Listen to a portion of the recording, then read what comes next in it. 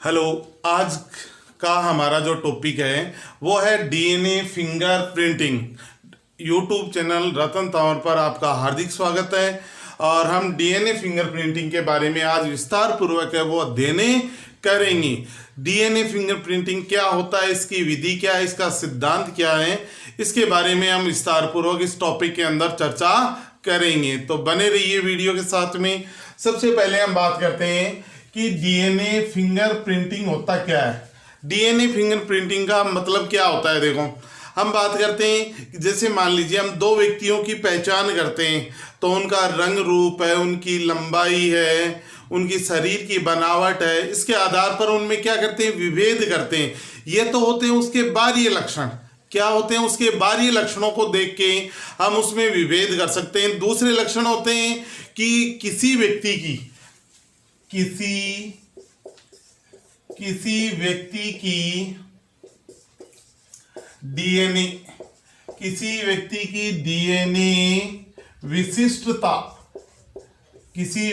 DNA विशिष्टता के आधार पर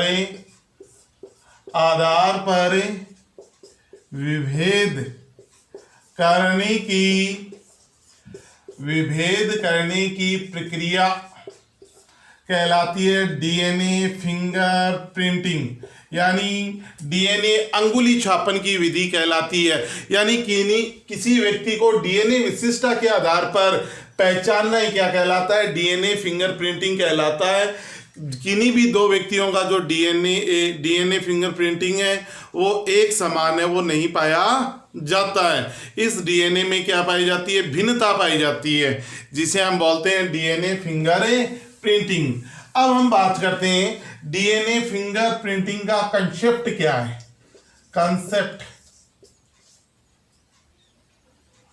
डीएनए फिंगर प्रिंटिंग का कंसेप्ट क्या है, देखो सबसे पहले हम बात करते हैं डीएनए जो फिंगर प्रिंटिंग है इसकी विधि वो सबसे पहले दी थी अलेक जेफरी ने 1984 में। सबसे पहले जो डीएनए फिंगर प्रिंटिंग की विधि है वो अलेक जेफरी ने 1984 में विकसित की थी। सबसे पहले ये इंपॉर्टेंट प्रश्न बनता है कि डीएनए फिंगर प्रिंटिंग की विधि है वो किसने विकसित की, अलेक जेफरी नामक वैज्ञानिक ने विकसित की थी। किसने विकसित की थी, अलेक जेफरी ने। और भारत में डॉक्टर लाल सिंह एवं डॉक्टर वी के कश्यप यानी विश्व स्तर पर अलेक जेफरी और भारत में डीएनए फिंगर प्रिंटिंग की जो विधि है वो विकसित की थी डॉक्टर लाल सिंह और डॉक्टर वी के कश्यप ने क्या की थी, विकसित की थी। उसके बाद में हम बात करते हैं कि भारत में जो डीएनए फिंगर प्रिंटिंग का जो कार्यालय वो कहां पर है, CDFD की जो फुल फॉर्म होती है वो है centre for DNA finger printing and diagnosis. जो केंद्र है वो स्थित है कहां पर, हैदराबाद में स्थित है। कहां पर स्थित है, हैदराबाद में स्थित है। यानी डीएनए जो प्रयोगशाला है वो कहां पर स्थित है, वो हैदराबाद में स्थित है। अब इसके बारे में हम बात करते हैं कि डीएनए फिंगर प्रिंटिंग का जो सिद्धांत है वो क्या है। हम बात करते हैं कि जो डीएनए है, डीएनए दो प्रकार का डीएनए होता है। कितने प्रकार का डीएनए होता है, दो प्रकार का डीएनए है वो पाया जाता है। पहला जो डीएनए है वो कहलाता है बल्क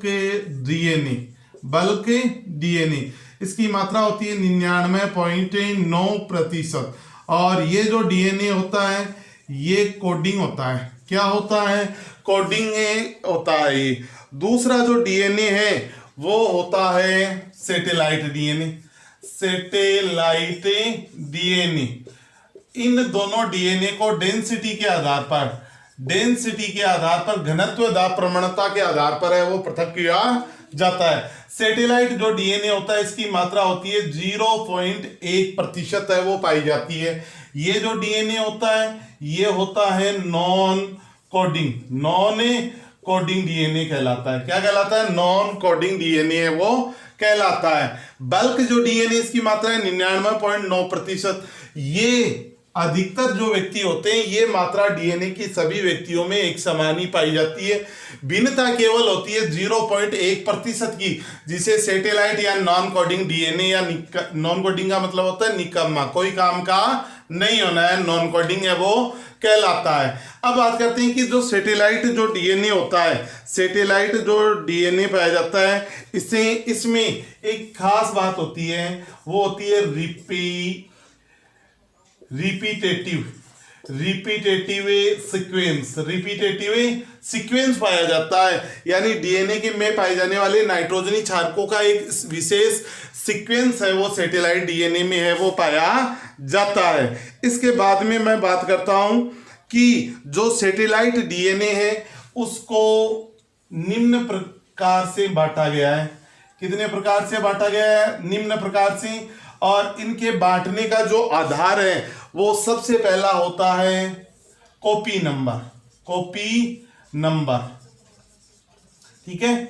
दूसरा जो पॉइंट आता है बांटने का वो होता है रेशियो, एटी और जीसी का रेशियो है वो कितना है, रेशियो कितना है। तीसरा आता है लेंथ है वो कितनी है। यानी जो सैटेलाइट डीएनए होता है उसको दो भागों में बांटने का जो आधार है वो है कॉपी नंबर, एटीसी और जीसी का रेशियो अनुपात क्या है, और लेंथ यानी इसकी लंबाई कितनी है। इसके आधार पर है इसे दो भागों में बांटा गया है। दो भाग हैं, वो पहला भाग है वो कहलाता है मिनी सैटेलाइट और दूसरा कहलाता है मैक्रो सैटेलाइट। क्या कहलाता है? Macro satellite. सबसे पहले मैं बात करता हूं जो मिनी सैटेलाइट है, उस मिनी सैटेलाइट में क्या होता है, जो नाइट्रोजनी क्षारकों के समूह है वो 10 से लेकर 60 बेस पेयर, यानी 10 से लेकर 60 नाइट्रोजनी क्षारकों के बेस पेयर है वो पाए जाते हैं। इसमें रिपीटेटिव सीक्वेंस होता है, रिपीटेटिव सीक्वेंस है वो पाया जाता है। रिपीटेटिव सीक्वेंस का मतलब क्या होता है कि बार बार नाइट्रोजनी क्षारकों की क्या होती है, पुनरावृत्ति होती है। 10 से 60 नाइट्रोजनी क्षारकों की क्या होती है, पुनरावृत्ति है वो पाई जाती है। दूसरा पॉइंट आता है मैक्रो सैटेलाइट। मैक्रो सैटेलाइट में क्या होता है, 1 से 8 जो बेस पेयर हैं उनका रिपीटेटिव सीक्वेंस है वो पाया जाता है। कितने का? 1 से 8 बेस पेयर रिपीटेटिव सीक्वेंस है वो पाया जाता है। यानी कहने का मतलब है सैटेलाइट डीएनए है वो नॉन कोडिंग होता है, मात्रा 0.1 है, इसमें रिपीटेटिव सीक्वेंस होता है और कॉपी नंबर है और एटीसी और जीसी का रेशियो है लेंथ। इसके आधार पर दो प्रकार से बांटा गया है, मिनी सैटेलाइट और मैक्रो सैटेलाइट में इसे बांटा गया। मिनी सैटेलाइट में 10 से 60 बेस पेयर है उनका रिपीटेटिव सीक्वेंस होता है और मैक्रो सैटेलाइट में 1 से 8 जो नाइट्रोजनी क्षारक हैं उनका रिपीटेटिव सीक्वेंस है वो पाया जाता है। इसमें मैक्रो सीक्वेंस। अब यहाँ पे जो मिनी सैटेलाइट है इसका जो दूसरा नाम होता है वो होता है VNTR, variable number of tandem repeatable. और दूसरा जो होता है मैक्रो सैटेलाइट, इसको हम दूसरा नाम से जो जानते हैं मैक्रो को, जिसका नाम होता है STR, शॉर्ट टेंडन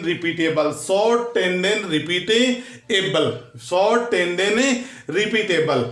यानी यहाँ पे जो VNTR है, variable number of tandem repeatable है, ये इस संख्या के आधार पर RFLP, restriction fragment of length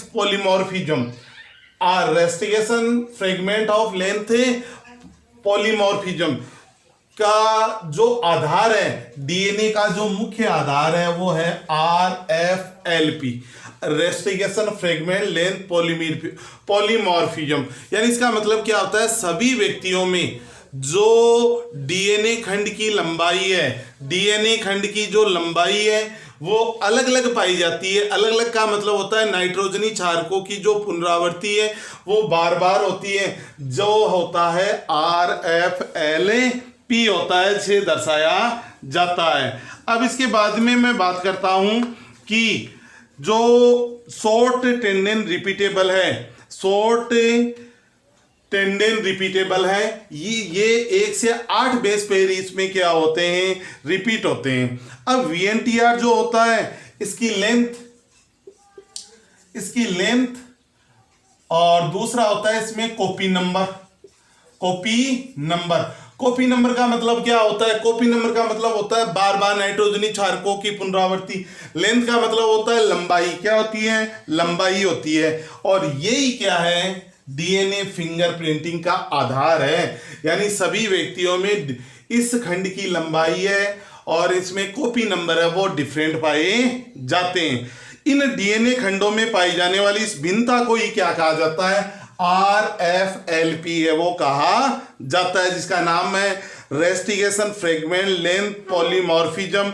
और यही RFLP का क्या है, आधार है। इसी की सहायता से DNA फिंगरप्रिंटिंग विधि है वो अपनाई जाती है। यानी कहने का सिंपल भाषा में अर्थ ये होता है, DNA वो डेंसिटी यानी घनत्व दाब प्रवणता के आधार पर 2 प्रकार का बल्क DNA जिसकी मात्रा होती है 99.9% है, ये कोडिंग है। कैसा है, कोडिंग DNA है।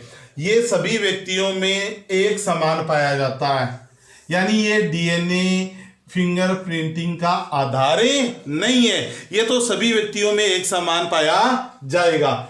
अब दूसरा पॉइंट आता है DNA का सैटेलाइट DNA। ये DNA फिंगरप्रिंटिंग का आधार होता है। ये कैसे, सैटेलाइट DNA की जो मात्रा है वो होती है 0.1, मतलब बहुत ही कम भिन्नता होती है सभी व्यक्तियों में। ये जो DNA है वो सभी व्यक्तियों में क्या होता है, अलग अलग है वो पाया जाता है। याद देखो, इसे हम बोलते हैं नॉन कोडिंग का मतलब आपको पता है, निकम्मा, कोई काम का नहीं है, ये नॉन कोडिंग है। इसमें रिपीटेटिव सीक्वेंस पाया जाता है, यानी नाइट्रोजनी क्षारकों की बार बार क्या होती है, पुनरावृत्ति है वो रिपीटेटिव सीक्वेंस में पाई जाती है। अब सैटेलाइट जो DNA इसको कॉपी नंबर के आधार पर, रेशियो 80 और GC के आधार पर और लेंथ के आधार पर 2 भागों में बांटा गया। मिनी सैटेलाइट जिसमें 10 से 60 बेस पेयर का रिपीटेटिव सीक्वेंस होता है, यानी बार बार नाइट्रोजनी क्षारकों की पुनरावृत्ति 10 से लेकर 60 बार होती है। मैक्रो सैटेलाइट में क्या होता है, 1 से 8 बेस पेयर है उनका रिपीटेटिव सीक्वेंस है वो पाया जाता है। जो मिनी सैटेलाइट है उसको कहा जाता है VNTR, variable number of tandem repeatable, यानी जो DNA खंड होता है उस पर नाइट्रोजनी क्षारकों की पुनरावृत्ति होना, इसकी लेंथ और कॉपी नंबर के आधार पर ये सभी व्यक्तियों में इसमें क्या होती है, भिन्नता होती है। क्या होती है, भिन्नता होती है। यानी DNA खंडों में पाई जाने वाली इस भिन्नता को ही कहते हैं RFLP। और यही क्या है, DNA फिंगरप्रिंटिंग का क्या है, ये आधार होता है। क्या होता है, DNA फिंगरप्रिंटिंग का ये क्या है, आधार है। ये कौन है, RFLP DNA फिंगरप्रिंटिंग का क्या है, आधार है। ये इसका सिद्धांत है, इसका DNA फिंगरप्रिंटिंग का क्या है, ये सिद्धांत है। इसके बाद में हम आगे बात करेंगे कि DNA जो फिंगरप्रिंटिंग है उसके कौन कौन से चरण हैं, कौन से चरणों में ये संपन्न होता है। सबसे पहले DNA फिंगरप्रिंटिंग के चरण में पहला पॉइंट हम बात करते हैं DNA सैंपल।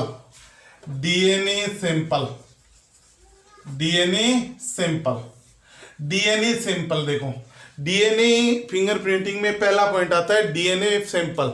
DNA सैंपल का मतलब क्या होता है, सबसे पहले घटना स्थल से हम क्या प्राप्त करते हैं, खून के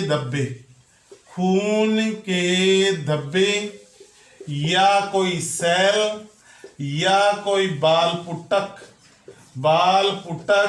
या कोई शुक्राणु है वो प्राप्त करते हैं। यानी ये घटना स्थल से खून के धब्बे हैं, सेल्स हैं, बाल पुटक और शुक्राणु है वो प्राप्त करेंगे।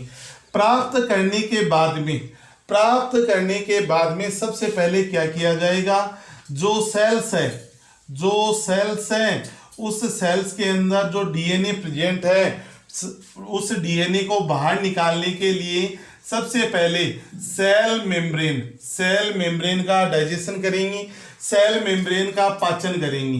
क्या करेंगे, सेल मेम्ब्रेन का पाचन। और सेल मेम्ब्रेन का पाचन करने के बाद में हमें क्या प्राप्त होगा, डीएनए प्राप्त होगा। यदि इस डीएनए की जो मात्रा है वो 1 मिलीग्राम बराबर होता है 10⁻⁻6 ग्राम से कम है, तो इसकी मात्रा को पीसीआर टेक्निक के द्वारा क्या किया जाता है, इंक्रीज, बढ़ाया जाता है। इसकी मात्रा को क्या किया जाता है, इंक्रीज किया जाता है। यानी डीएनए फिंगरप्रिंटिंग के लिए कम से कम डीएनए की मात्रा 1 मिलीग्राम या 10⁻⁻6 ग्राम है, वो क्या होती है, आवश्यक है। तो सबसे पहले आ गया डीएनए सैंपल। डीएनए सैंपल का मतलब हम समझ गए कि घटना स्थल से खून के धब्बे, सेल्स है, बाल पुट्टक है, शुक्राणु है, वो क्या किए लिए जाते हैं और फिर डीएनए का क्या किया जाता है, वो पृथक्करण है वो किया जाता है। यानी दूसरा पॉइंट हम ले सकते हैं डीएनए का पृथक्करण। इस प्रकार से हमने डीएनए को सेल से क्या कर लिया, अलग कर लिया। अलग करने के बाद में जो तीसरा पॉइंट है वो हमारा आता है use of restriction. Important point, use of RE, restriction enzyme में हम मुख्यतः He3 है वो काम में लेते हैं। सर्वाधिक He3 एंजाइम है वो काम में ले जाता है। आरई है रेस्टिगेशन एंडोन्यूक्लियेज एंजाइम। ये क्या होता है, जो डीएनए खंड होते हैं उन डीएनए खंडों को छोटे छोटे टुकड़ों में तोड़ने का क्या करता है, कार्य करता है। कौन सा एंजाइम, रेस्टिगेशन एंडोन्यूक्लियेज एंजाइम है, वो डीएनए खंडों को छोटे छोटे टुकड़ों में क्या करता है, तोड़ने का कार्य करता है। उसके बाद में चौथा मेथड आता है gel electrophoresis method. Gel electrophoresis method है, इसमें डीएनए खंड युक्त पात्रों को विद्युत क्षेत्र में रखते हैं। विद्युत क्षेत्र के प्रभाव से डीएनए खंड अपने आकार के क्रम में है वो व्यवस्थित हो जाते हैं। यानी विद्युत क्षेत्र में रखने पर विद्युत धारा प्रवाहित करेंगे तो डीएनए खंड है वो छोटे से बड़े क्रम में क्या हो जाएंगे, व्यवस्थित हो जाएंगे। इस विधि का नाम होता है जेल इलेक्ट्रोफोरेसिस विधि। फिर पांचवा जो पॉइंट आता है उसका नाम है साधारण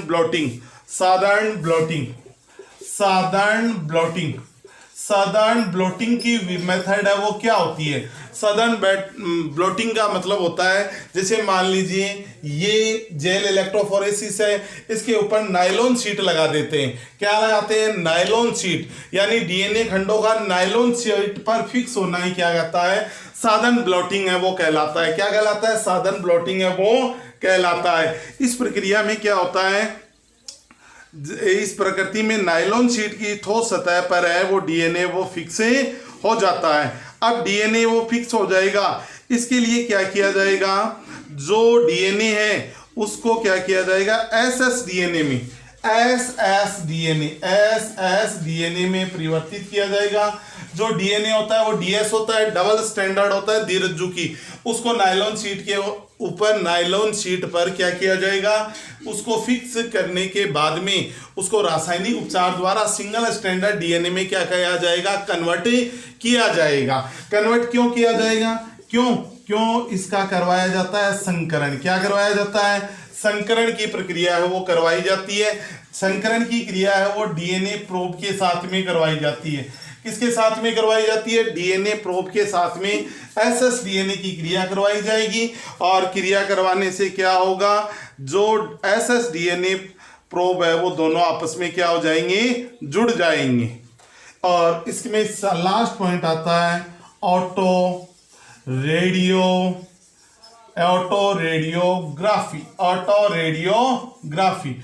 रेडियोग्राफी का मतलब क्या होता है, दोनों डीएनए प्रोब और जो एसएसडीएनए वो आपस में जुड़ जाते हैं और जुड़ने के बाद में उनका जो एक्सरे लिया जाता है उसे ही बोलते हैं ऑटो रेडियोग्राफी। और उसके बाद में क्या किया जाता है कि घटना स्थल से जो डीएनए हमें प्राप्त होता है और संदिग्ध व्यक्ति का जो डीएनए, दोनों को आपस में क्या किया जाता है, जोड़ा जाता है। अब देखो यहाँ क्या किया जाता है, इस प्रोसेस को हम डायग्राम के माध्यम से समझेंगे। सबसे पहले मैं बात करता हूं, ये जो होता है ये है डीएनए। क्या है? डीएनए। पहला पॉइंट मैंने ये लिखा, ये डीएनए है।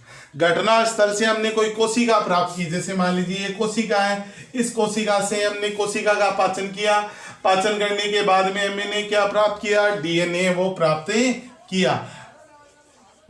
प्राप्त करने के बाद में हमने क्या किया, रेस्टिकेशन एंडोन्यूक्लियेज एंजाइम की सहायता से इस डीएनए को क्या किया जाता है, काटा जाता है। यानी रेस्टिकेशन एंजाइम की सहायता से डीएनए को काटा जाता है और काटने के बाद में इसके डीएनए खंड है वो ऐसे छोटे छोटे हैं, वो डीएनए खंड है वो हमें क्या हो जाते हैं, प्राप्त हो जाते हैं। ये हमें प्राप्त हो गए छोटे छोटे डीएनए खंड।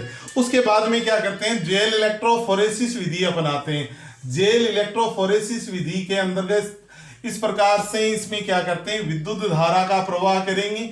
इसका प्रवाह करेंगे, विद्युत धारा का प्रवाह। और विद्युत धारा का प्रवाह करने से जो डीएनए खंड है वो बड़े से छोटे क्रम में क्या हो जाते हैं, व्यवस्थित हो जाते हैं। इसमें यहाँ पे इस पट्टिका पर उपयोग किया जाता है एगारेज जेल। एगारेज जेल है वो उपयोग किया जाता है। और यहाँ इन डीएनए खंडों को देखने के लिए यहाँ एक विलयन का उपयोग किया जाता है जिसका नाम होता है इथिडियम ब्रोमाइड। क्या होता है, इथिडियम में ब्रोमाइड। क्या हुआ, सबसे पहले हमने कोशिका ली, कोशिका से डीएनए का पृथक्करण किया और इस डीएनए को रेस्टिकेशन एंडोन्यूक्लियस से काटा। काटने पर ये डीएनए खंड प्राप्त हुए। इन डीएनए खंडों को जेल इलेक्ट्रोफोरेसिस में स्थानांतरित करते हैं, विद्युत धारा प्रवाहित करते हैं, एगारेज जेल बिछा देते हैं इसके ऊपर। तो डीएनए खंड वो छोटे से बड़े क्रम में क्या हो जाते हैं, व्यवस्थित हो जाते हैं। ठीक है, उसके बाद में जो प्रक्रिया आती है वो आती है यहाँ पे जो नायलॉन शीट है उसके ऊपर इसको स्थानांतरित करते हैं। साधारण ब्लॉटिंग बोलते हैं जिस प्रक्रिया को। और इसको क्या करते हैं, क्षारीय विलयन से उपचारित करेंगे। इन डीएनए खंडों को क्या करेंगे, क्षारीय विलयन से उपचारित करने पर ये कन्वर्ट हो जाएंगे एसएस डीएनए में। किसमें कन्वर्ट हो जाएंगे, एसएस डीएनए में कन्वर्ट हो जाएंगे। एसएस डीएनए में कन्वर्ट होते ही देखो इसका एक सिरा बचेगा, ये सिरा। अब क्या करते हैं, इस सिरे का संकरण करवाते हैं डीएनए प्रोब के साथ। किसके साथ, डीएनए प्रोब के साथ इसका संकरण करवाएंगे। और संकरण करवाने से हमें ये प्राप्त हो गया डीएनए खंड। क्या प्राप्त हो गया, ये डीएनए खंड है वो हमें प्राप्त हो गया। अब ये डीएनए खंड है वो प्राप्त हुआ, जैसे इसमें हमने ऑटो रेडियोग्राफी की, एक्सरे लिया इसका, और हमें ये इसका ऑटो रेडियोग्राफी है वो प्राप्त हो रहा है 3।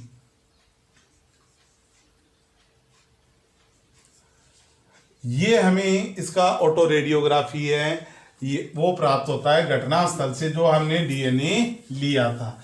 अब क्या करना है, इसकी संदिग्ध व्यक्ति से क्या करनी है, मैच। यानी ये प्राप्त हो रहा है हमें घटना स्थल से। कहां से प्राप्त हो रहा है, घटना स्थल से। अब इसके मान लीजिए ए संदिग्ध व्यक्ति है ये। अब इसका जो ऑटो रेडियोग्राफी है वो ये आ रहा है, ये आ रहा है बी व्यक्ति का 1 2 3, 1 और ये 2। ये 2 व्यक्तियों के डीएनए टेस्ट किए, डीएनए फिंगरप्रिंटिंग की और दोनों की रिपोर्ट आ रही है।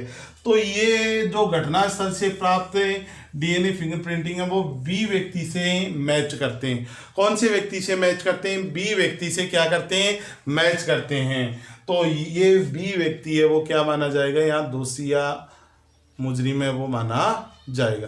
इस प्रकार से डीएनए फिंगरप्रिंटिंग की जो विधि है वो अपनाते हैं। यानी डीएनए फिंगरप्रिंटिंग की जो विधि है उसका मुख्य जो उपयोग होता है वो अपराध विज्ञान में किया जाता है। पैतृकता संबंधी विवादों का हल करने में इस डीएनए फिंगरप्रिंटिंग विधि का क्या किया जाता है, उपयोग है वो किया जाता है। ये हमारा जो कंसेप्ट था डीएनए फिंगरप्रिंटिंग। यानी डीएनए फिंगरप्रिंटिंग का मतलब होता है कि किसी व्यक्ति की जो पहचान है वो डीएनए विशिष्टता के आधार पर करना ही क्या कहलाता है, डीएनए फिंगरप्रिंटिंग है वो कहलाता है। आज के लिए इस वीडियो में इतना ही। नेक्स्ट जो वीडियो आएगा उसमें हम नया टॉपिक है वो अध्ययन करेंगे। तो यूट्यूब चैनल को लाइक कीजिए, शेयर कीजिए, कमेंट कीजिए और अधिक से अधिक है वो सब्सक्राइब कीजिए। ओके।